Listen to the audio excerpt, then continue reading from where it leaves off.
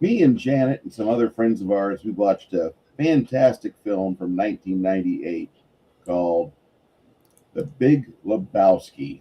Mhm. And Janet has never seen it before. So, in today's sub episode of Janet's Never Seen, Janet, what did you think about this movie that's about 28 years old? I laughed so much. It was so unique. It was such a. Who was the director again? The Coen brothers. Same Okay, guys that did Fargo. brothers. All right, they're crazy, anyways. Honestly, when you were telling me who they were, and I was thinking of the one guy that wore the bathing suit that went up and just went over his crotch, right? Yeah. Okay, so I wasn't expecting anything like this from that guy. So when I was watching, I was like, maybe I got the director wrong because this was too good of a movie. To me, it was. I hear an echo, but I don't know where it's coming from. Is it from Discord? I don't have my Discord open. Neither do I. But every so often, I think I hear an echo. But You um, might hear the 3D printers behind me. it sounds I'm at like somebody I'm at talking. I'm at Chris's. There's Yeah, I know. See, I okay. just heard it. It's like after I speak, I hear it. But it was so personal, you know. And I love the fact that it was about a guy who's basically jobless. He has no job, and he's a bum, and he hadn't paid his rent in months, and he doesn't ever get dressed to go anywhere. He just wears like boxer shorts and jellies in a robe or an old sweater that's kind of like almost looks like it's strings are coming out and things like that. It was very I don't know, it was very down to earth considering who the director was, but the characters all had meaning. um, it was like they were real people, and I could connect with them because like when the character I said that reminded me of you, John Goodman's character, Walter.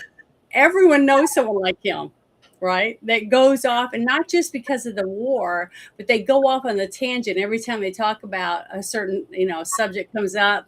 They go off about them being commies, or they're zealots, or they're Muslim, or they're infidel makers, or just some weird thing that they pick on, and they just beat it into the ground so you just want to turn around and leave. And he got like that a few times, but his character, he never got, lost his temper. He seemed so calm and stuff, and I was like, how in the hell can people do that?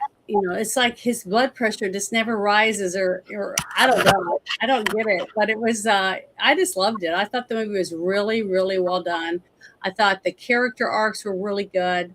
The It was very funny, and it wasn't so much slapstick where you just felt like it was just too much, like watching Spaceballs. Remember when we Mhm. watched Spaceballs, and I just said I just felt like some of the characters was just so, every every single line was a slapstick something, and it just got boring. It was like I didn't like it, but this just had just enough of it in there, but it also had like real feelings. At least it made me feel for the characters, and the whole fact that the tart at the very beginning that's painting your toenails, and the first thing she says is "blow on my toes." It's just so disgusting. And what was really sad is I've met many people like that in real life that would do that to a total stranger because everyone revolves around them. They have that narcissistic quality that were, no matter who you are, even if they're trailer trash, they think that you are beneath them and that you owe them something. Every one of us has met people like that. And that's why I felt like this movie was so good, is because it has something for everyone. I don't sell anyone, well, besides a kid. I wouldn't recommend a kid because there's lots and lots of profanity in this, and tons of boobies. Um, and Julianne Moore was completely naked. in that one scene. From the back, you saw her completely naked. And when she turned around, she had a tiny thong on, to cover the private area in that little triangle. And that was it. Everything else, she was totally naked.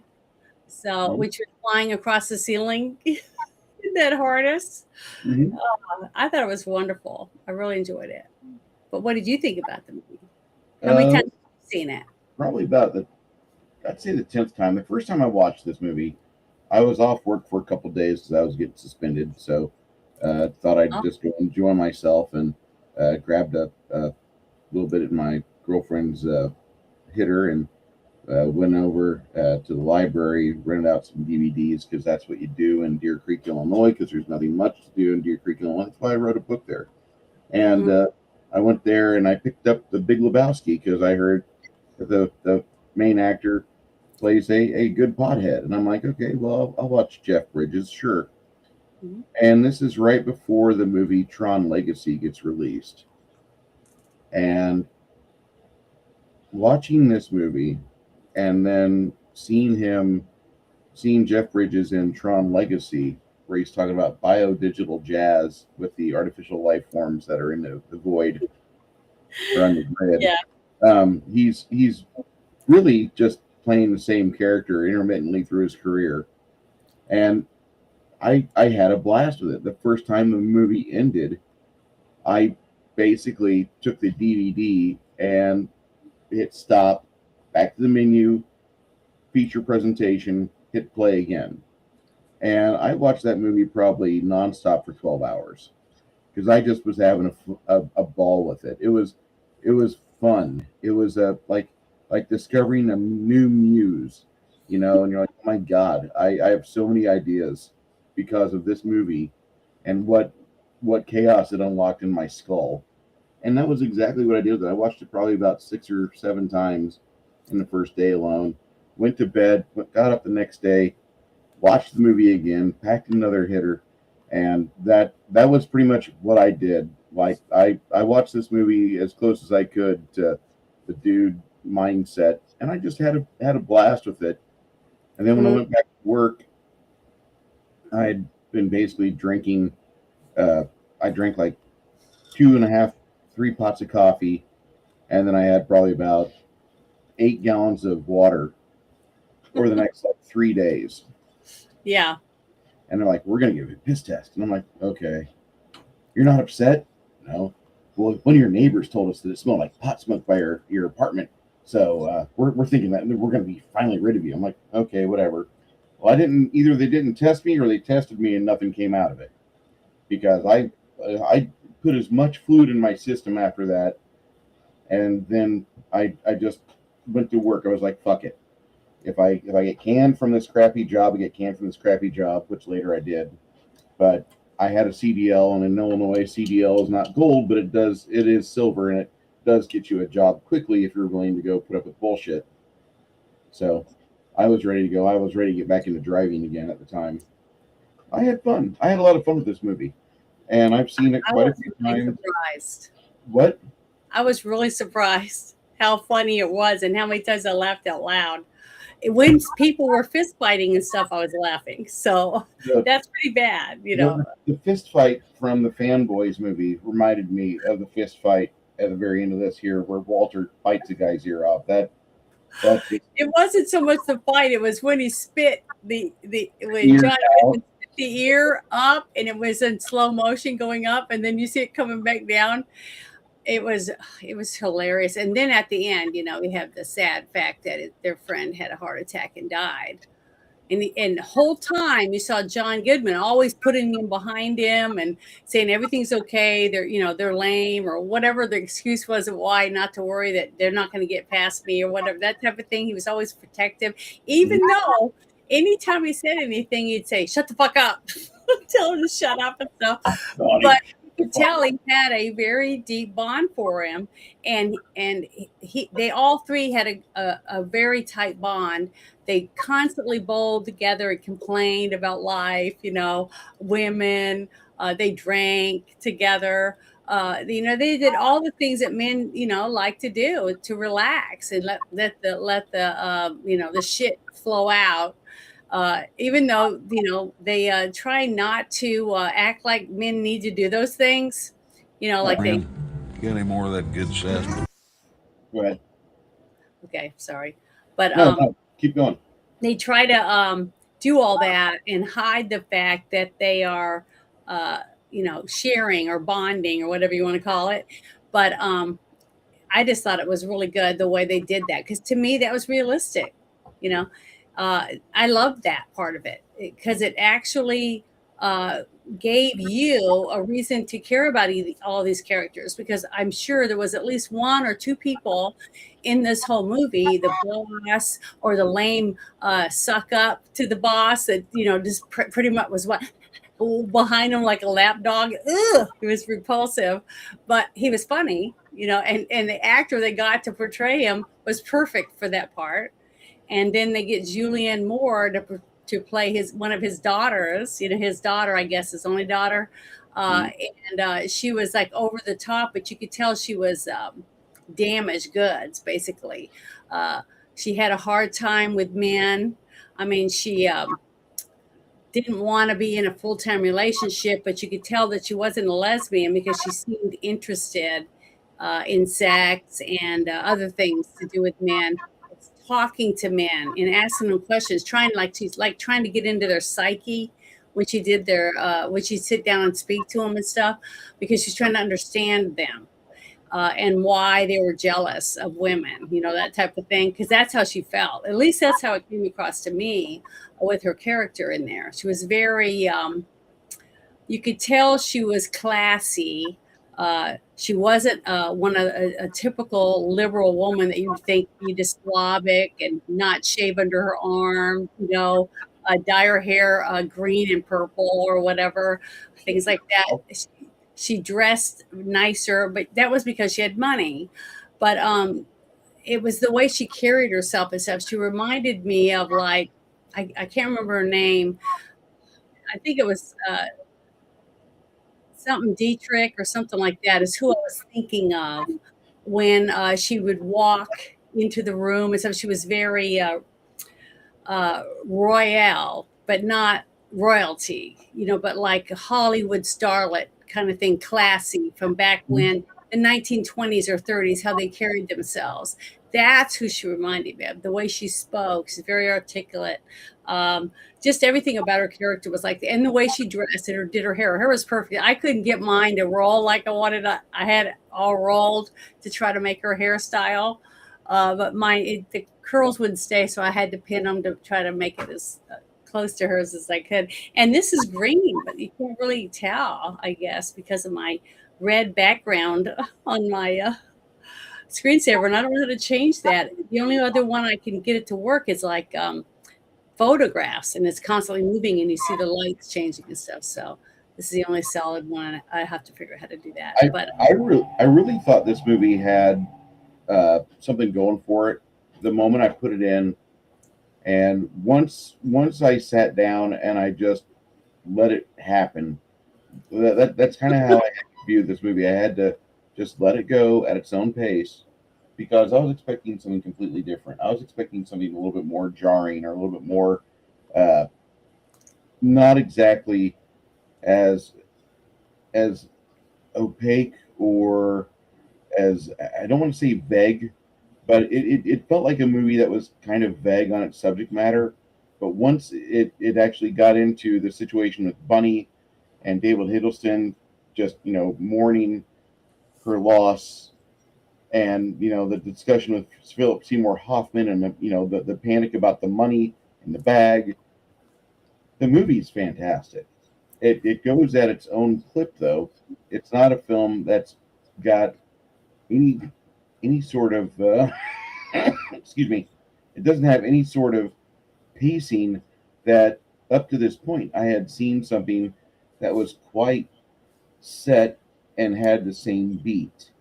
Now, that's my fault because I had never read like Chandler and the Chaucer's Tales. I'd never read any of those. And that's what it's supposed to be patterned after. And now that I've had a chance to experience a couple decades since then, I can definitely say that this movie is paced well, but the story beats. It's kind of like the appearance of the nihilists are when the chapters seem to take place, and that was how I. Oh, really? I Yeah, thought the whole movie was picked really good for no. I think it's introduction of the characters and the story and how it unfolds and what just kind of character is handed this giant thing on his plate. just follow me here. The Okay. nihilists kind of push the story to where otherwise the dude would just be going about his own normal things, but the nihilists are the ones that literally provide the the rocket fuel for the story to ignite. Otherwise, for me, it's a fantastic just character study, but the characters of the nihilists completely make this film it makes it to where when you're watching this, you're seeing the dude enjoying his natural environment get disrupted by the introduction of these guys that really have no business trying to do crime because they can't get the address right, they don't get the identity right, they don't know who the fuck they're really going after. They just have a name from a phone book. And then worse off, like thank God the dude is not a big powerful guy, because then he would have had the police get a DNA sample of the carpet because that one guy urinated on it. First thing he could do, oh, you're not the guy I'm looking for. I'm to piss on this, And I thought the nihilists were like the perfect foil for his tranquil existence. It's a great fun movie, and just if the two Lebowskis had gotten together without the nihilist involvement, the movie still for me would have been a lot of fun to watch. It would have been more relaxed pace, but for the me when I watch this film, every time the nihilists show their heads, it's like the movie takes another little turn, and it's just so fun to watch the characters interact, and I get a kick out of it. That's just me though, and it doesn't have to be That makes sense now when you said it that way. When you explained about them urinating on the carpet, that part of it. Yeah, but every time they rear their heads in this movie, like something in the dude's life, like whatever he had going on before, things are about to change. And sadly, we lose Donny, and I like when they're talking, they are discussing the price of the urn, and then finally about a few minutes later shows them walking through the cliffs at the ocean side, and then Walter starts talking about how Donnie's a surfer. We don't see a fucking surfer scene from Donnie throughout the entire film. And by the same token, we never once see Jeff Bridges pick up a bowling ball. It's great. It's a great movie. Well, and plus when he pours through the whole movie from the very beginning, you hear every time he says anything to John Goodman's character, John Goodman says, "Shut the fuck up and mind your own business," or whatever. No matter what he says, it doesn't matter what the conversation is. He's always like a big brother, to him, and he treated him that way. Like whenever there was a threat around, he'd push him behind him and said, "Don't worry about it. These people are going to be, easy to take care of," or whatever. Because he was a big burly guy, but he didn't do that with Walter. He only did it with him. And the thing is, too, when you cremate someone, they give you the remains in a box. It's in a cardboard box. That's how they come from the crematorium, and then they put them in the urn and seal it. Because I've done that. I've seen that done like with my own mother. Because we all of us girls took a little bit of ashes and had them put it. We were in there with them. And they put it in our necklaces that we got little hearts of my mother's birthstone, and put the little urns and put some of her ashes in that so we could wear it. I know it sounds kind of morbid to some people, but everyone does what they have feelings for. But what was really funny was when they went up on the rock. It's a beautiful view. There's the most beautiful view in the movie. It's overlooking the ocean, and you can see a little bit of grass, and it was just beautiful. And the breeze was blowing. It was very sunny, and you see him with the can, and he gets real emotional, right? He starts talking about all these memories he had with him and all this stuff, all things that we never saw at all through the whole movie. And then he opens the lid and he starts to pour it, and it's so much in there, which is not real, because when you're burnt down to nothing and they crush you up, basically it's your teeth and a few other things they have to crush at the end, but everything else is just completely ash, and there's not as much as you think, and especially since he was a little guy, he wasn't a big guy compared to what you'd have like with a German Shepherd compared to a Chihuahua. You're going to have less, powder. But then he starts pouring. It's a huge, ginormous coffee can full, which and it goes all over Jeff Bridges. Yeah, he's covered. You see his glasses with speckles. It's like being in near a volcano, with all the ash flying around and stuff. But I would equate it to being too close to a stripper when she applies the glitter.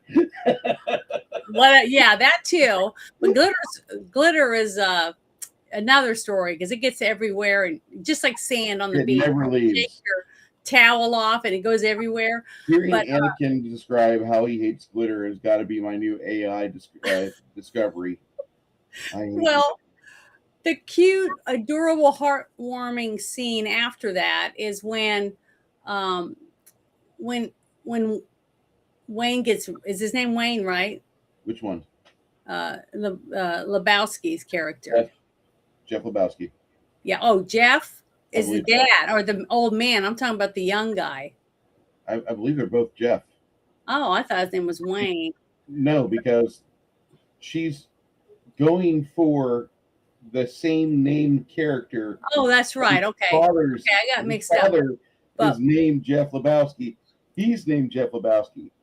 Okay, so when after he dumps the ashes and he turns around, he goes, "Oh, I'm so sorry," and he starts trying to dust him off and clean his face and stuff. And he's like getting mad and arguing with him, and then they kind of like going at it, want to go at it, because that's what men do. They feel with aggression. They just want to beat up somebody, when they're sad. Instead of showing they're sad, they want to show how angry and macho they are. So they kind of go at each other, and then they end up hugging each other because, their friend just died. And I don't know how, wow, that was really fast. It seemed like it was within a day they got the ashes. So I don't know. Everything went really quickly. And one thing I loved about this movie was this, because this is something I've always loved my whole life. And I bowl myself. I have my own bowling bag. I love bowling. I've been in tons and tons of leagues. The last league I was in, it was like 5 years ago. It was called the Balls and Bags, because it was 2 guys and 2 women. So it was fun, because I like that. It's fun. I'm not very good, but I enjoy myself. And you could tell they had fun. And the way that they acted with the other bowlers, in the bowling alley, and they did a great job at filling the bowling alley with people actually bowling, people sitting around eating or drinking in the little diners. Not too many, not like making it packed with people, and not like 3 people in the whole diners. They made it like very realistic. People walking around, people sitting and eating at different stages of their meal. You could see they paid a lot of attention to details, and you probably wouldn't even notice that. But if you've seen it 10 times, you definitely realized the realness that was put into the movie, and the angles that they used. Like in behind the counter in the diner when they're speaking, it's not straight in front of them, because that's almost all you ever see. It is always right in front of them. This is kind of at an angle, so you can see them, but you can also see out the windows and see the movement of the cars and the people in the street, and then also the people in the clinking silverware and glasses and stuff in the diner that they're in. I just loved it because there was so much attention to real life in every scene. Everywhere they did anything, there was stuff going on around them, unless it were in, at home, and there was just them too, like the scene where he has sex with Maud. That scene, they were alone, but it was still very awkward. I mean, everything about Lebowski was awkward. He was so weird. And maybe it was because he was a pothead or whatever it was. I don't know how people like that even make it through life, really. I know so many of them. It's like they work for a little while, a couple months or whatever, and they quit. And then they find another job and they work for a little bit, but they work hardly any hours. So I don't know how they pay for anything. And you could see why his car was in such bad shape, because he had no money. He never had any money. And then when he dropped that joint, the tiny little bud that was left and between his legs, and he starts squealing and he's trying to get it, and he even pours his beer in there to try to put the fire out. Just little things like that were very real, because that's exactly what you would do if you were driving down the road. Even though you're in the middle of traffic and stuff, you totally forget about everything around you except that your crotch is going to catch on fire. So I just loved it. I thought that the Coen brothers did a really, really good job at adding something to this movie for every person that's going to go watch it. I mean, it was sexy. It had a hint of romance in it. It had best buds. It had revenge. It had the bimbos in it. I mean, it just had action. It just had everything. And it was funny. I laughed almost, not through the whole thing, but it was like a roller coaster. But where you're supposed to laugh, you laugh, because it's a natural flow of characters as it's going through. But I felt sorry for him for a little bit. At first I didn't feel sorry for him, because I was like, what a dumbass, and then his friend trying to say, hey, throw my underwear out there in my suitcase and they'll take that and we'll have $1 million. It just, I don't know. I just thought it was hilarious, because that to me seemed like, things that some people do. They don't think things through. They just think at the moment, and it gets you in a lot of trouble. So I just loved it. I thought it was really, really well done. I thought the editing was very good. I thought the music for the movie was excellent. I absolutely loved it. I can't believe it. As soon as we were done, I went and looked up that one song that he was dancing to. Yeah. The hot babe that was dressed like a Viking with bowling balls as her Viking plate over her chest, and she had the long redheaded braids and the Viking horns and everything. And then the funny part of that is there's a scene where he's kind of like he gets bowled down the lane, and all the girls start spreading their legs. Yeah, and he's going between them, and he's spinning. He's spinning. Well, the girls got some makeup guys to give him patches of hair. So as he went down further and further, each one's bush got. How did you know that? Did you look that up? That's on the fucking IMDb trivia. I didn't get to see that.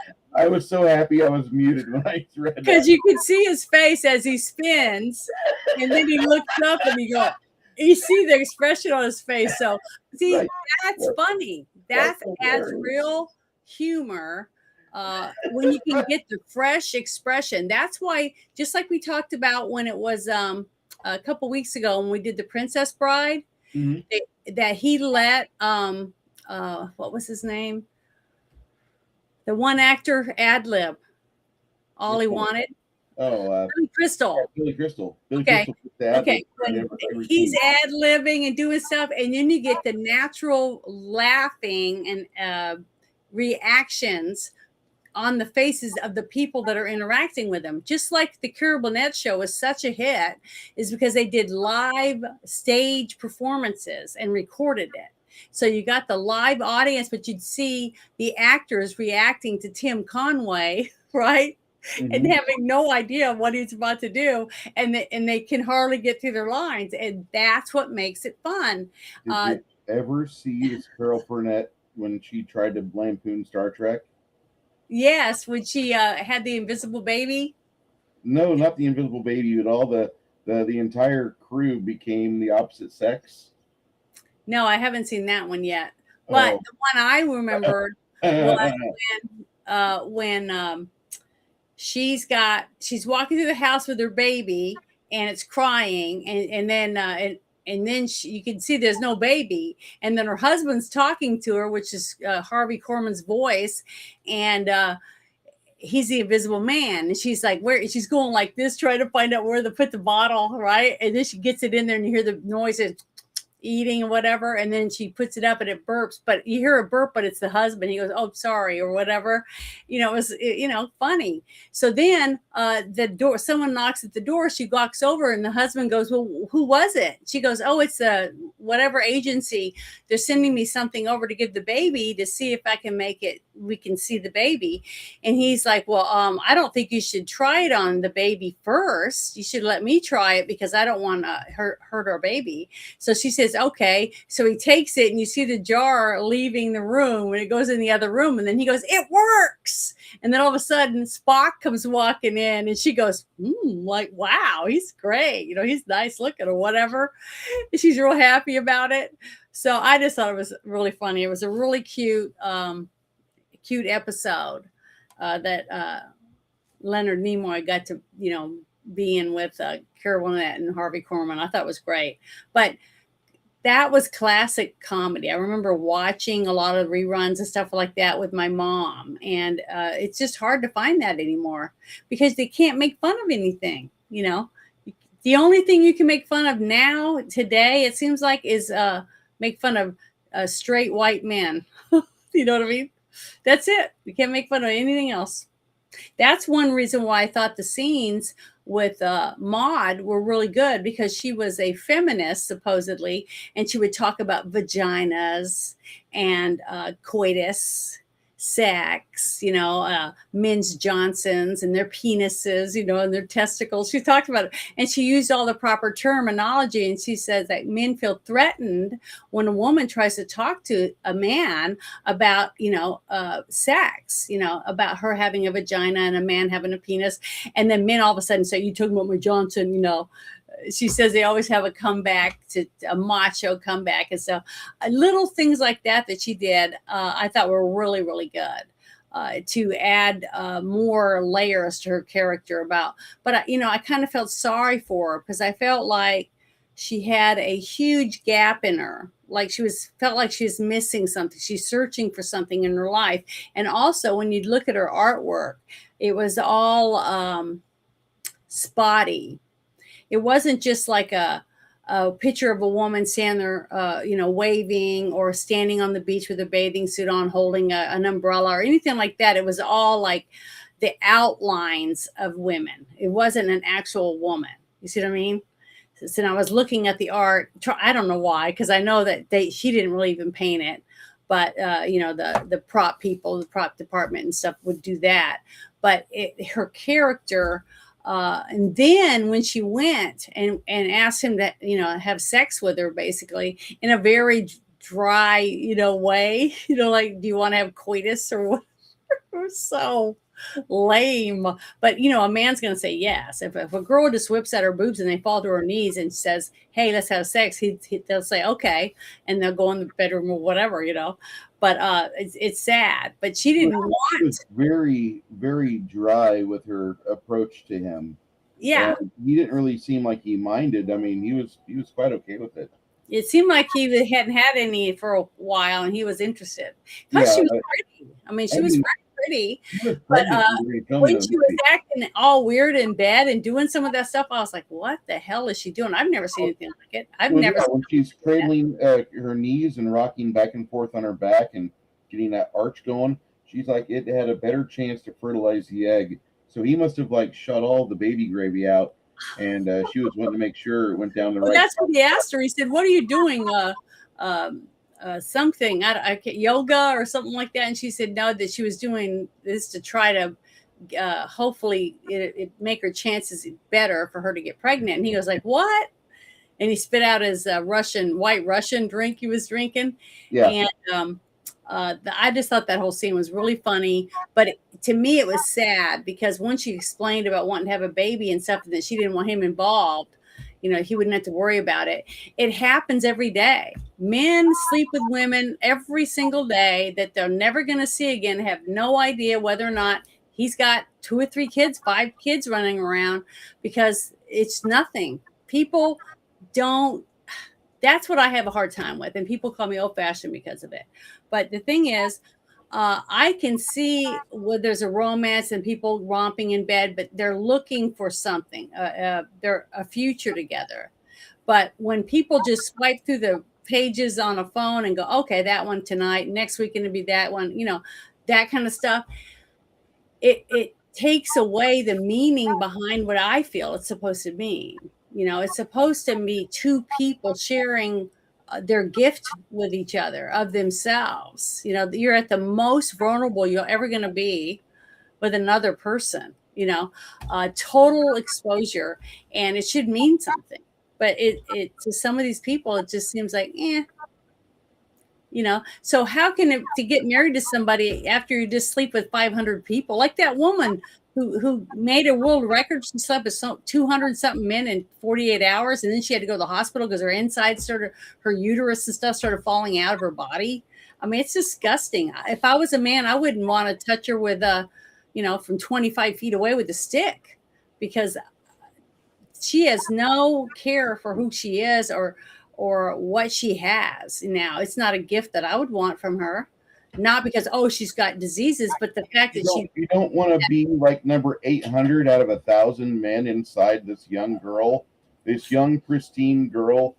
She's not pristine. Not anymore. Not after today. It wasn't before, because anybody that would think that and want to try that and up their number from 150 or 25 in one night, it's disgusting. I don't know. You have to strap a board to your ass to keep from falling in. I mean, it's disgusting. But I wouldn't want any of those men either. If I met any of those guys that slept with that woman one after the other, they have no respect for women, so I wouldn't want to be with them either. So they're themselves. I mean, holy shit. I mean, they don't make a good peroxide wipe for that. What about Bonnie Blue? Bonnie Blue. Thank you. Out of prison?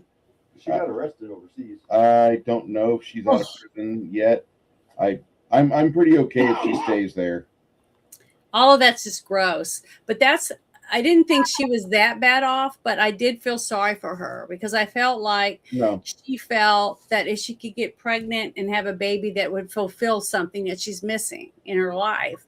And to raise it, to go out and adventure, or to look for a man to be the father of your child, but not want anything to do with it, is hurting the child. You're not thinking about the future of your own kid. A child needs both parents. I mean, I'm just one of those kind of old-fashioned people, I guess. But I was like, my dad was like my best friend, and I was a girl. He taught me so many things, but I love my mother too. She taught me, very important things in my life too. But I just think that children should have both parents. So I kind of had a sadness for her character. She was longing for a real life, a real love. You didn't have a connection with anybody. Maud's a tragic figure in this movie, although there's a fan theory that she's the real Big Lebowski. If you'll see on the sharing, what I'm sharing here, there's a fan theory on this that Donny's not even real. Like, throughout the entire film, Donny appears in like 4 or 5 different bowling shirts. None of them say Donny. None of them. All of them are like Art or Remy or something like that. And Donny just might be a complete figment of Walter's imagination, because there's only one time where the dude actually mentions Donny, and it's kind of despite Walter. Like, thank you, Donny. Just to kind of needle that, like, oh, your imaginary friend needs some love. And then Jeff Bridges shared a moment with some people at a fan convention where he said, I kind of think that Donny wasn't even real throughout the entire film. So that's an interesting fan theory that even got some traction with the main star of the show. I see that Six Nations wrote on there that Maud was a feminist. Well, yes, I honestly believe, and I've listened to lots of guys, because I have lots of guy friends, and lots of their relationships, short-lived relationships with women, and how they met somebody at a protest or whatever, and then they started dating, and she was a feminist or whatever, Most Burner. But every single woman I've ever met that does have problems like that had daddy problems. You know, their dad wasn't never around. Their dad never did anything with them. Their dad didn't care that they were in sports or all these different things. I didn't have that, and none of my sisters did because we had a very hands-on dad when he was home. Because I can remember my dad being gone for 9 months straight. My mother did everything for us. She took us to things. She helped us with her homework. You know, we had to help her mow the yard. You know, we had to do all the stuff because my father wasn't there because he was on TDY. But the thing is that I think that has a lot to do with it. I think when you started taking away the traditional parents in a home, that it harms the children in some ways. Even boys, I think, might become, you know, bullies, or even girls can become bullies or different things like that because they don't have one of the parents there. Their parent died when they were young, or any of these things. And I think if we can get back to having more families with two parents, one that spends time with them with their homework, and the other one that takes them out to do stuff, fishing and things like that, or to sports, or the whole family does things together. I just think it's better for the children's personalities as they grow. And I think that has a lot to do with it. Same thing, if a child is abused at a young age, whether it's being starved or beaten or molested, things like that, it affects their personality also. They're very, you know, any kind of traumatic thing like that will affect a child. I mean, see how much it affects grown-ups. So just try to think about what it's doing to a younger person as they grow up. Trying to deal with these traumas, but not, and then they have no one to talk to about it. You know, they don't have a way to get help. But that's how I kind of felt about the characters in this movie. The only one that I felt was normal was the one that died of a heart attack. He was the most normal guy in the movie. Sorry for Donny. Donny was a nice guy, and he tried to be nice. He just the guys he ended up becoming friends with had their own problems, and he just sat and listened to their problems, and he tried to interject his point of view on it, but most of the time he just got told to shut the fuck up, you know. Yeah, sure. It wasn't important. That you don't have, there's nothing you could say that's going to improve the situation. Just shut up. But I don't know. I really like this movie because it made you think about things. It made you care about the characters. You wanted to know, is she dead? But I loved the scene that you saw the girl that's supposedly Bunny that was kidnapped driving down the road, and it shows you her toes, right? And they're painted, and she's not missing any toes. Not missing a single foot, a single toe among them. So there. You were the characters that said, oh, she did it to herself to get the money. You were believing that. But as the story kept unfolding, you realized it wasn't her to get the money either. She just took off, and someone used that trip to, squeeze $1 million out of somewhere and have someone else take the fall for it. So, you know, there was a lot of interacting stories that were working in and out to go together. So, and it would have been perfect. It would have worked out great for the older Lebowski if he hadn't taken his friend with him to put his underwear in a bag and throw him out the window. Because he had hired those 3 Russians. Is that what they were supposed to be, Russians? The nihilists, Germans, I thought they were German. Yeah. Oh, I thought they were Russians. I couldn't really tell with their accents. Russian kept getting consumed, yes. So I just thought it was really, really, really good. It was a very good mystery, a little bit of slapstick humor in there, had a touch of romance, had TNA, had lots of drinking, it had sports, which is bowling, and I love bowling. My mother could bowl 300 games. I mean, she is really, really good. I even have my mother's ball. I got it buffed out and everything, and the holes, fixed and stuff, the little chips fixed, and I bought a new bag for it because the other bag she had, the zipper was starting to fall off, and it was one of those hard ones that pop open like that. Mhm. I still have it, but if I can't, they told me I'd have to get an upholstery person to put in a new zipper for me because there's nothing around here that can do that. But I just love bowling. I think bowling is really fun. Bowling and golf are the two sports that people can do until their dying day. I hate golf. I put golf. I didn't say you'd enjoy it. I just said you could do it. It's I suck. I can't even putt it into the little hole on a putt golf course. Very good. I'm just not very coordinated with it. But I like. I enjoyed it either. I said the human body is capable of enjoying both those sports and many years past retirement. And swimming. As long as you can get out of bed. Swimming really not so much. A lot of people I know have shoulder issues. Just don't swim with sharks. Because they don't care how old you are. They'll eat you. So with everything this movie had, was there anything about it that you really want to criticize it on?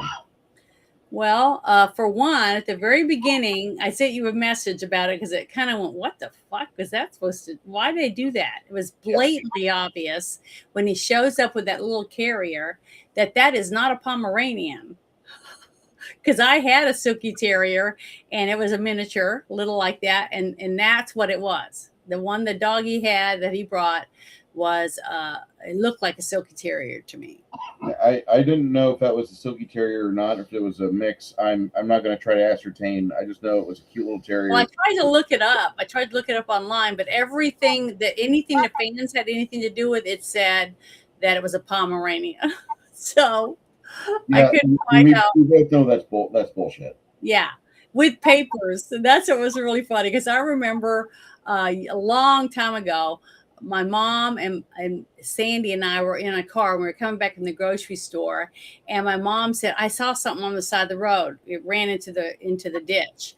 So we pulled over, and I said, "But Mom, it's an animal." She said, "Yeah, but I think it's a kitten or a puppy. It's a small animal. I think someone dumped." And she said, "I want to see if we can get it." So we pull over, it's rural. So we get out and we're going, come on, because I don't know what it is. And then my mom sees it again, and it's a teeny tiny little kitten about that big. And it looked like it was Siamese. And so she starts looking for more because she said they don't normally just sell one kitten in there. And I looked around the road and I said, well, I don't see any run over. So, somebody probably already got them, or maybe they got eaten by other predators, right? So my mom picked it up and we put it in the car, and I was like telling Mom, I said, Dad's not gonna be happy with this. He doesn't wanna. He said if we got a cat, it had to be a purebred. She goes, well, we'll take care of that. So when we almost got home, she pulled over at the gas station, and she got gas, and she bought a couple other things. She came out and she's handed me this a little thing of tape that she had bought, and one of those flyers, it says thrifty something on it or whatever that you can get for free out of the little deal. And I said, what didn't we do with this? She goes, tape that into roll it up and tape it. I'm going to give it to Tom and say it's a cat with papers. So that's how, my mom was. And so that's what we did. And we had him for many, many, many years. A Siamese cat. And I think she named him Frank, whatever, because he had blue eyes like Frank Sinatra. So you just never know. But my mother was like that. She liked to, help abandoned animals. If she couldn't keep it, she would find a home for it. She hated people that would dump an animal on the side of the road for any reason. I live with people that can't handle seeing that. So that was something I wanted to tell you that happened the other day. One of my friends, Tommy, the guinea pig collective guy. Good guy. Yeah, he lost one of his guinea pigs. It passed away, and he was really tore up about it. He'd had it for like six years or something like that. And, they rescue him. His wife works for a animal rescue place. And he said that they had gotten a call that there was going to be another guinea pig. So he was, they were happy about it. But when they went to get it, because the store had called, they found 2 guinea pigs in 2 different boxes. They were in little cardboard boxes, taped closed in a shopping cart, and they put it in front of Target. Just left them there. So just think about it. You put an animal in a box. Assholes. It's sickening to think of how many people are out there that buy a gift, like they get something for their kid, and then they realize, oh, I don't want to clean up after it. I don't, or maybe they didn't realize when they picked them up, they squeak and stuff. They make they're loud. They make noises, not like a rabbit. A rabbit's really quiet, but guinea pigs squeak and make noises. So they just got rid of it. They just took it to a store and just left it in the parking lot. It's just horrible what people do. But he got 2 brand new guinea pigs, so I think that'll help him heal his heart heal. Because I'm happy about that. But this movie had everything like that. It had, I don't know, it did have sadness when their friend passed, but you got to see the true heart of their friendship. I like that. I like the fact that we got to see that he wasn't such a dick. You know what I mean? Because that's what you're thinking. John Goodman, he pretty much. I mean, when he's giving the eulogy for Donny, he starts talking about all the problems they had on Hill 43 or whatever battle. Well, he had PTSD. You could definitely tell his character had PTSD through the whole movie because everything revolved back to. Everything goes back to Vietnam. It's just like listening to John Kerry or Al Gore again. Yeah. Fuck. I mean, the entire movie. Now it's Operation Desert Storm or one of the other things that have gone on. War on Terror is going to be the new PTSD battle. I even know some people that are firemen or paramedics that get PTSD from something they see. I had one, I won't say who they are, but I had one paramedic tell me that they got a call, and it's a rural road, and their other team was out already, had already gotten a call. So they got another call, and they had to leave, and they went there, and they passed an ambulance, and stuff. And almost half a mile or more down the road, they passed it. It was another house. And when they got there, they had found out that there was a person there and they didn't have a head. And what had happened was a car wrecked, was wrecking, went off into the ditch, bounced around, hit some signs and stuff, got back on the road, went on the other side of the road, ended up crashing and flipping over in the ditch. So they were at that car accident. Well, they went down the road because when they hit that sign, it hit the sign hard enough, it tore off the thing. The guy was mowing his yard, and the sign went by and cut the guy's head off. Wow. So down the road. So the same person, when they interacted it, they figured that that's what happened.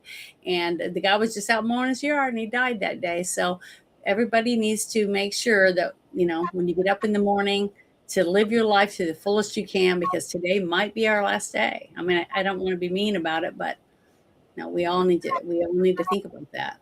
It just tells me that we need to hire someone else to mow our lawn for us. Yeah, if you can afford it. But I have a 4.5 acre yard. I pretty much mow it once a week.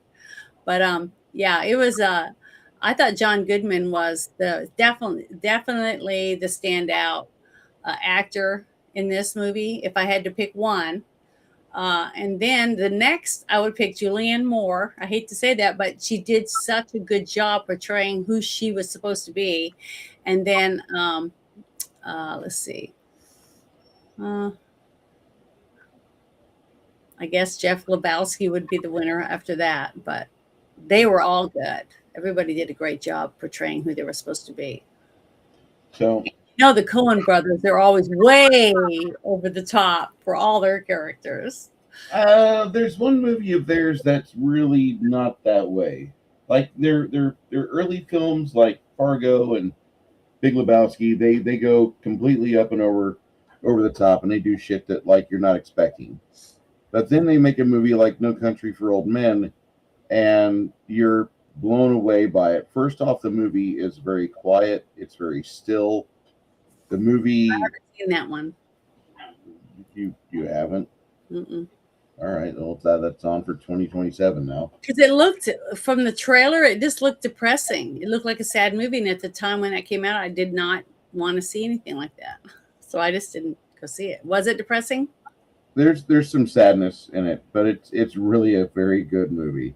Yeah. See, like Wind River, it seemed depressing too. But at the time that came out and I saw the trailer, it was a movie that I wanted to go see at that time in my life. I don't know why I was drawn to wanting to watch it. So I do watch those movies. It's just You've got a monologue at the start of the film where Tommy Lee Jones is talking about the father to Woody Harrelson, who was a professional hitman.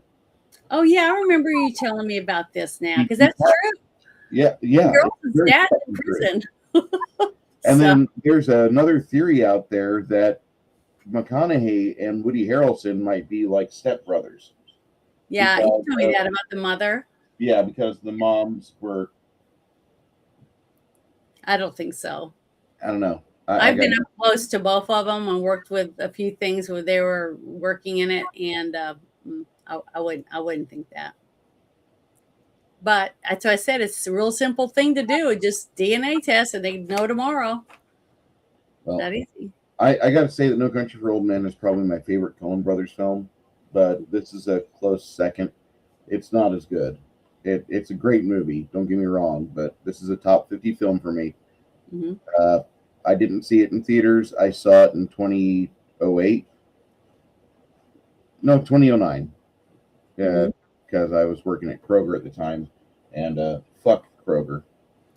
So, hey, fucking suspend me for somebody getting offended. Like, she was the one that opted out of bed that day. I just went to work, but it was a very good movie at the time, and I watched it at the right time. I watched it in the right frame of mind. Various stages of sobriety, and it was a very fun movie to watch either way. I've got to say that knowing what I know about the movie now, the movie is almost a bona fide masterpiece, and it's a shame that more people don't see this film. There's still a sizable population of people out there that have never seen it all the way through. I can tell you right now that my mother wouldn't have enjoyed it because one of my sisters, she would watch it and she would, after 10 minutes, she'd want to turn it off if she saw it at home because it's all the cussing. So that, when you get to, I guess when you're in a certain church or whatever else, you get to where you just don't like the cussing. So if there's too much cussing, they'll not watch it. But is there a version of it where they bleeped out all the cussing? I'm sure there is. I mean, if there is, then she probably watch it. What is wrong with the sound? It keeps cutting out. that's gonna be what's gonna come out of the mouth. Yeah, if it went bleep, bleep, bleep every time, there'd be a lot of 247 fucks in the movie. I mean, there's a lot of fucks in. Yeah, you could get one of those counters like you did for John Wick, you know. But do it for all the F words and stuff. It'd be great. That'd be a fun party to, to invite everybody over and y'all get clickers and then somebody actually have the total and see who wins and then say, here, you get the fuck it award and you get this, you know what I'm saying? Have fun with it and give out some necklaces or whatever. I'd get some candy necklaces and make little medallions and put them on the bottom and pass them out so you could eat them. You know what I mean? But for the ones who got the right numbers when they were doing all the clicking, depending on what word, like have a fishbowl and there'd be so many people would get the fuck and then somebody would get damn or shit or whatever the different dirty words were. And every time that word was said, they would click it, that type of thing. It's fun. You make the movies a party out of them. Well, this movie's been in the Draft House quite a few times. I've never seen one of the live shows of it. I just bought my tickets for the Fellowship. I'll be buying my tickets for the Two Towers tonight. There is one. I found a theater here. I'd have to drive 48 miles, where I go get alcohol to be able to go watch. So, but I did find a theater. So. I'm going to go see the Two Towers and Fellowship. I'm not going to go see Return of the King in theaters because I've got the extended editions already myself on DVD. But the night that they're showing it, I have to sleep and then get to work. And I would otherwise be interrupting 4 hours of sleep to go see this movie that I do want to see. Don't get me wrong, but it's a Yeah, it's their 25th anniversary or something like that. yes. Yeah. It looks If good. you guys want to see it, you need to go to the movie theater and see the movie in style and enjoy it. But that was the movie The Big Lebowski. What's your rating for this movie, Janet? Well, I thought it was really, really well done. I'm going to give it 9 out of 10 stars. Okay. Because there was only a couple little things that were kind of like, kind of lame, but nothing that would. Editing was good. I thought casting was excellent. The soundtrack was really good. I mean, some of the songs were just so funny. And when we found out that one song was sung by Kenny Rogers, I was like, you got to be kidding. It was a good song. And I'd never heard that song before in my life. So I was like, and I put it on my playlist. So I And you're a Gen X kid. I'm going to ask you this: did you have a 6-pack vest coat or no? Did you have a? Do you remember 6-pack, the movie with Kenny Rogers, or no? Mm-mm. Okay, never mind. What 6-pack? Never mind. No. There's a movie called Put beer in it? Kenny Rogers was in a movie called 6-Pack, if I remember right. And there was like the biggest marketing campaign in the Midwest where we were at for this movie. Yeah. We had lunch boxes. We had remember back in '82, everybody had the vest coat where you had sleeves that could zip on or off. Yes. Now I had one of those. Okay, there was a 6-pack with the logo for the movie jacket, white with blue lettering. And that movie, I don't know whatever happened to it. It's kind of like a Megaforce situation where there's like a sizable amount of money going towards it, and then when the movie hit theaters, it just kind of went and it shut the bed like Amber Heard. No, I never would have called it a 6-pack. I just remember my mom buying us these jackets. It was like mine was like a blue with like little light pink stripes through it. And Sandy's, I think hers was solid white, and it had like we've got the little things that you could hook to the little clasp with little animals or whatever type of thing. I don't remember what I picked. I think mine was a horse on it or a unicorn, something like that. But it was the ones with the sleeves zipped off because, if you're out on your snowboard or whatever, depending on what you're doing, whether you wanted to have sleeves. Uh-huh.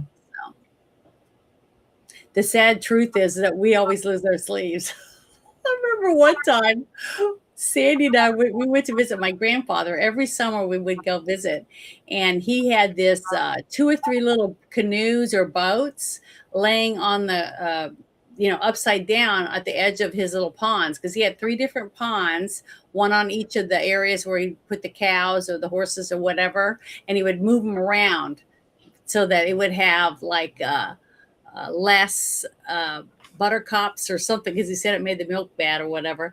But I remember that, and Sandy and I were like, Grandpa told us do not go out in the water and stuff like that. There's copperheads and water moccasins and stuff. So we said we wouldn't. We did anyways. We had just went to the store, and my mom had bought us brand new cowboy boots, and I think we were like 7 or 8 years old running there. And we got in that boat, we paddled out to the middle, and the next thing you know, it was like this much water in it. It had 2 big holes in it. And we're paddling as fast as we could. We couldn't get to the thing, and it sank. But we had our boots off in the boat because we had our feet hanging over the side, and we lost our brand new cowboy boots. So mother had bought us, and man, we got a good whooping for that. We had to pick our own switches. It sucked. And I always picked really fat ones. Sandy would always get these really thin ones, and it would wrap around her leg and stuff. And my grandpa would whip her ass. So I was smart. I got the thick one. It wasn't near as bad. I learned. But yeah, it was a good movie. I think anybody should watch it. Not with kids, though. I don't recommend, if you're under 13, you shouldn't watch this movie because there's a lot of boobies in it. The scene where they're bouncing the girl up in the air on the blanket at the beach.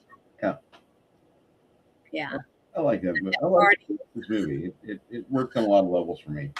Yeah, it was fun. It was a fun movie. for adults. Mhm.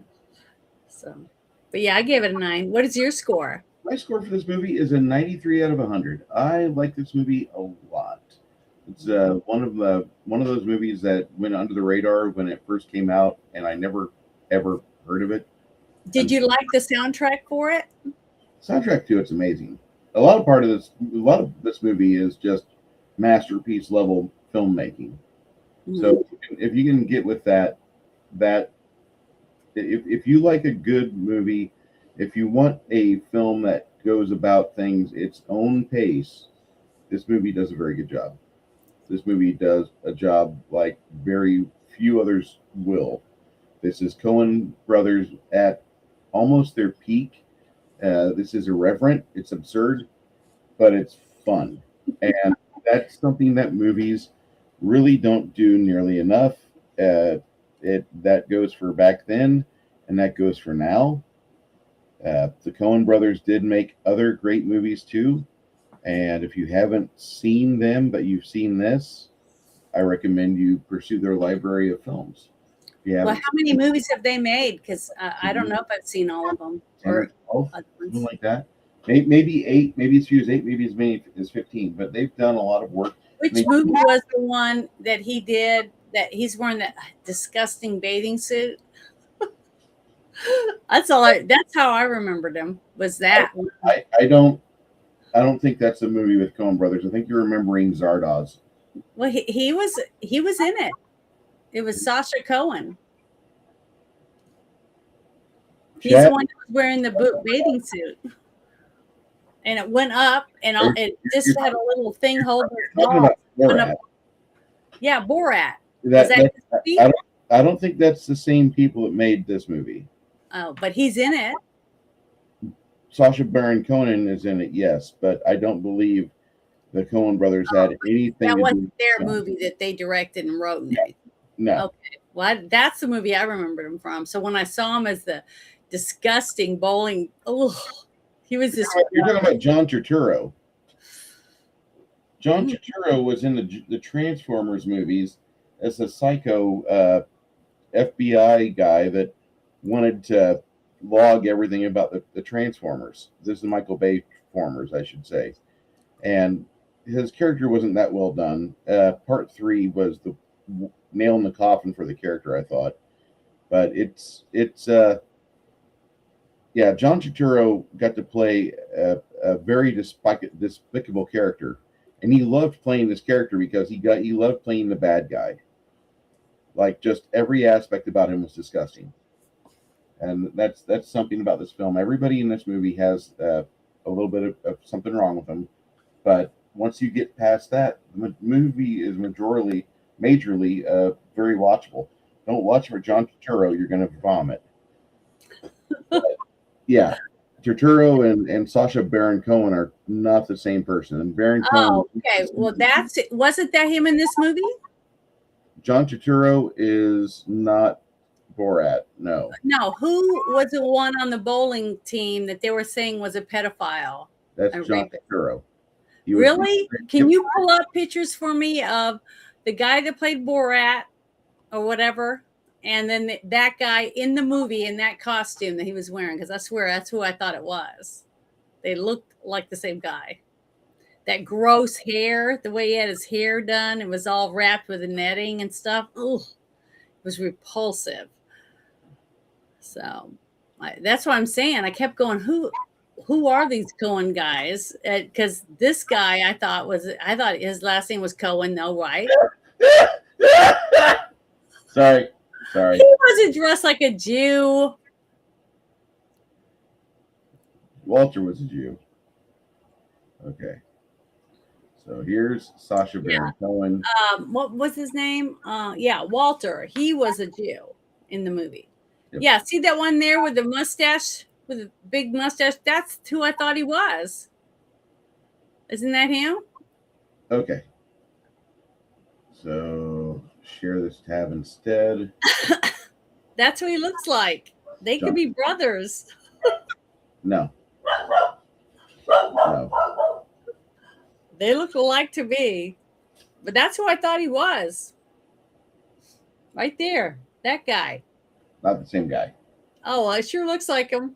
Not the same guy. No. What's his name again, this one? This guy is John Turturro. Let me look him up. Because I thought he was Borat. See, that goes to show you. I just don't know a lot.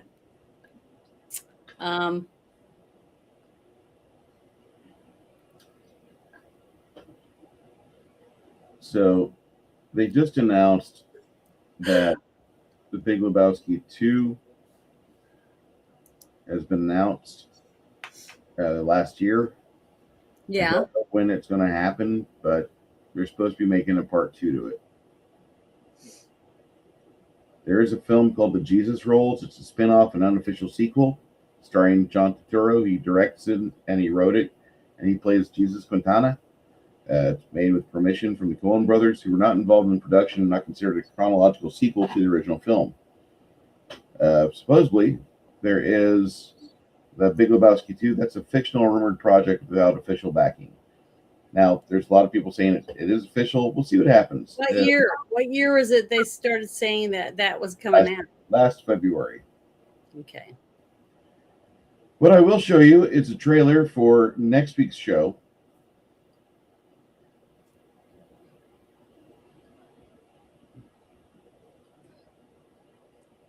And for YouTube, this movie's been made and it's been in production. It's been out for over 50 years. If you want to give me a strike on my channel, suck my dick. What about some chicken? That's always popular on a Wednesday. Oh, yeah, okay. Tuesday. Chop, sir? Oh, no. Quite revolting. What about half-sided beef or something really well? Tell him to cook this, will you? Oh. Well, Justice, it gave me the trailer. It gave me the lunch scene. Okay, get the trailer out. Okay. Here we go. Sorry, kids.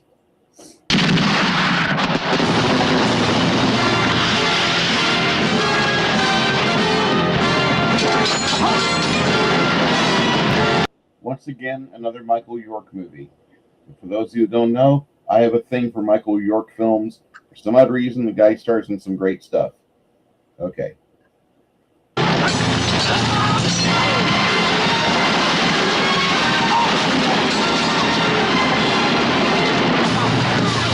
The Three Musketeers, the most read book in the world after the Bible. Filmed with a cast that dazzles the screen with their brilliant performances.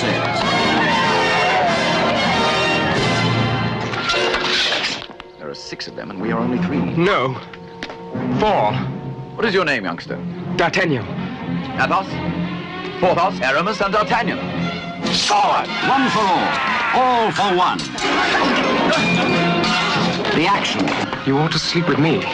You need a good cuddle. Chase the fights away. The romance. The excitement.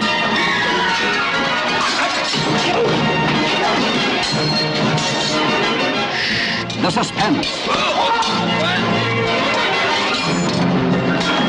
The Three Musketeers, a truly great film adventure. Your Majesty refers to God? I refer to Cardinal Richelieu, which is not quite the same thing.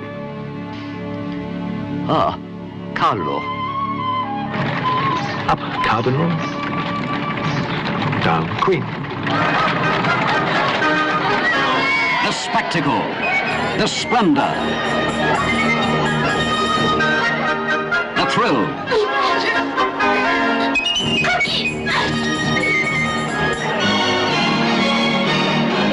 The genius of Alexander Dumas, the brilliance of Richard Lester. One great screen entertainment. The Three Musketeers. One mighty cast, a dazzling motion picture. Oliver Reed, Raquel Welch, Richard Chamberlain, Michael York, Frank Finlay, Christopher Lee, Geraldine Chaplin, Jean-Pierre Cassel, Simon Ward, Faye Dunaway, and Charlton Heston in The Three Musketeers.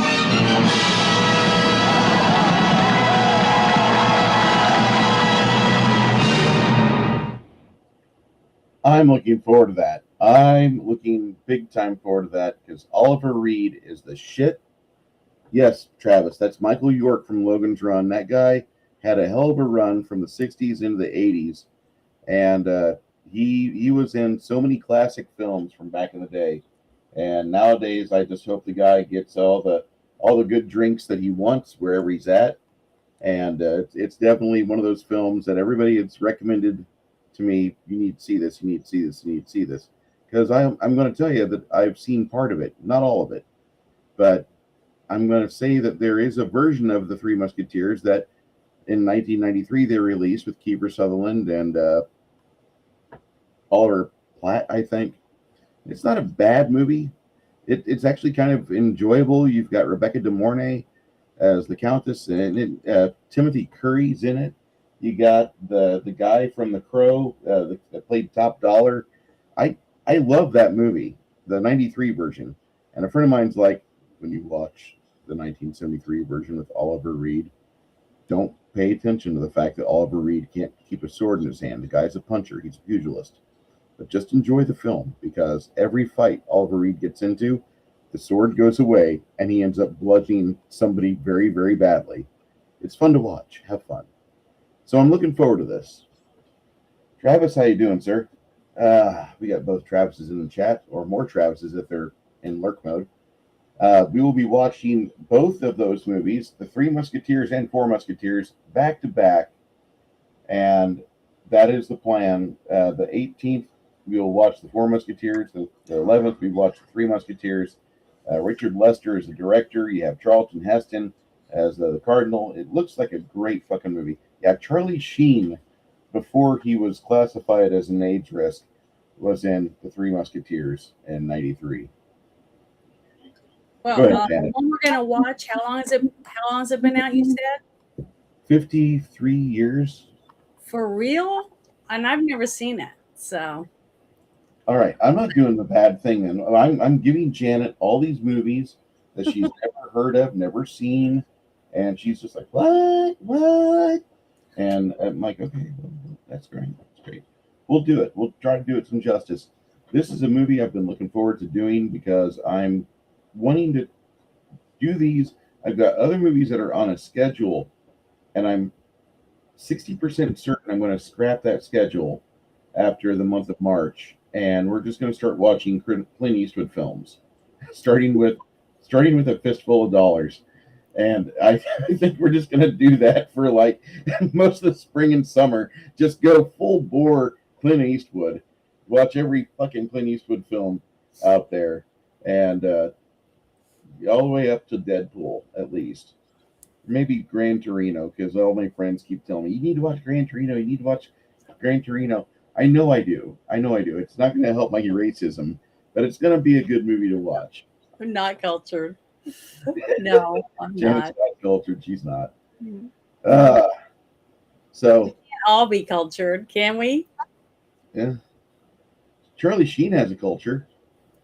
Mm. Okay, so for the girl guy in a movie, we will be watching The Three Musketeers. Does this make me look more cultured?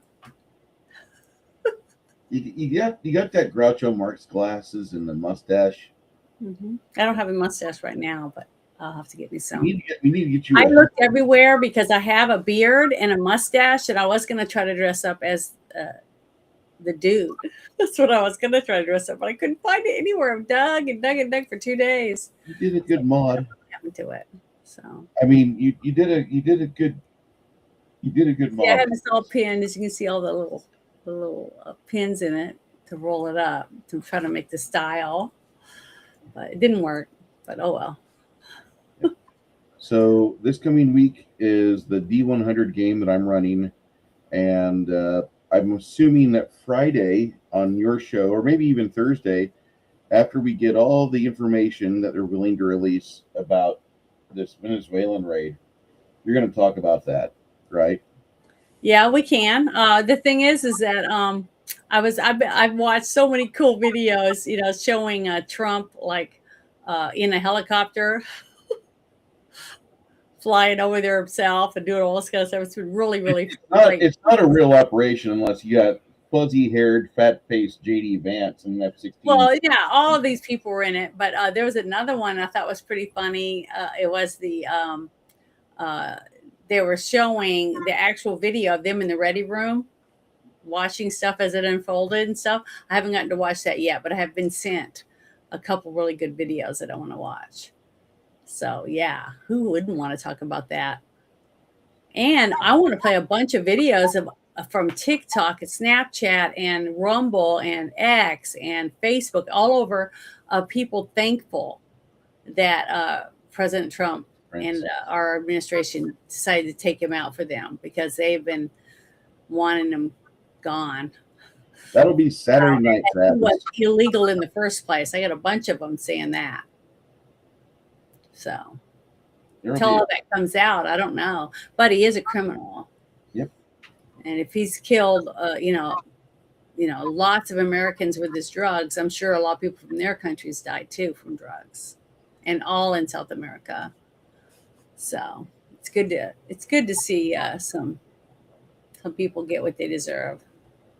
And I'm glad when I was told that that we went in and did that, that I was glad that they took his wife also, because all I could think of was that they had just taken him and left his wife, and then somebody went in there and did all kinds of horrible stuff to his wife and mutilated her and did all that, and then they'd say that we did it, something like South that. America's got a really bad record of having females take over a country and just take it further. It's like Counselor Troy driving the USS Enterprise. It's not. Well, good. I don't think that the woman would have left. They would have killed her. That's what I'm saying.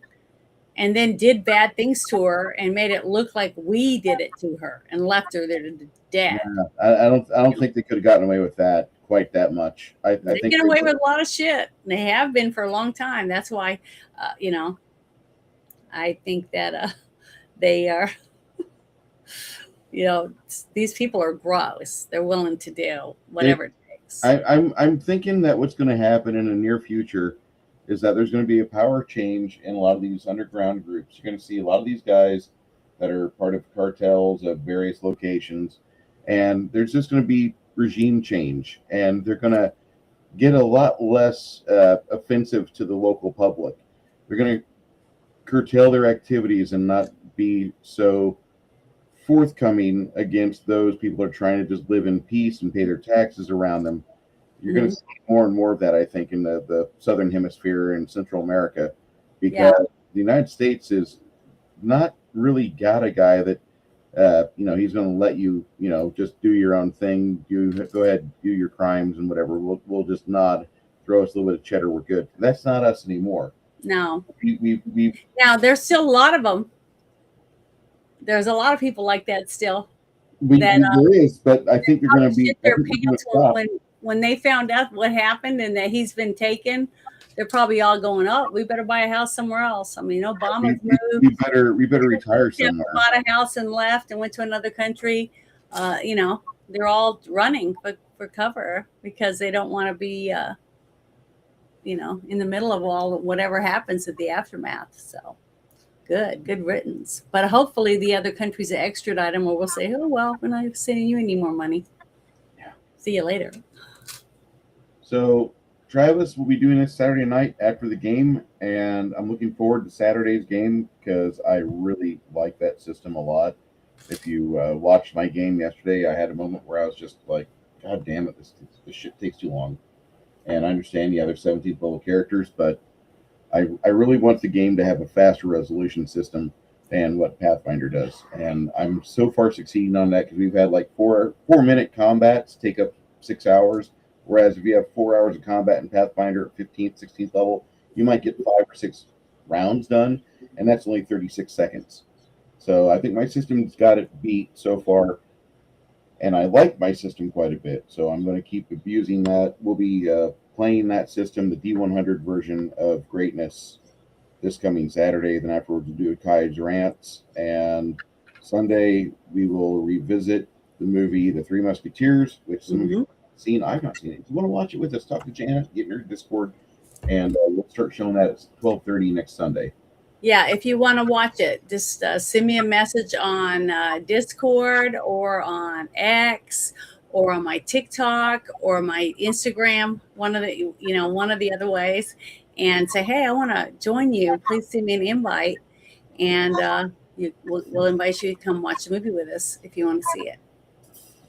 We don't talk during the movie, so a lot of people say, oh, we don't want to be in there where people are talking. We don't usually talk. We turn off our mics and stuff and wait till after the When we movie. first started, we did talk through the movie, or I'd stop it and I'd talk about things. And I still do that occasionally, but not as much. Appreciate everybody being here.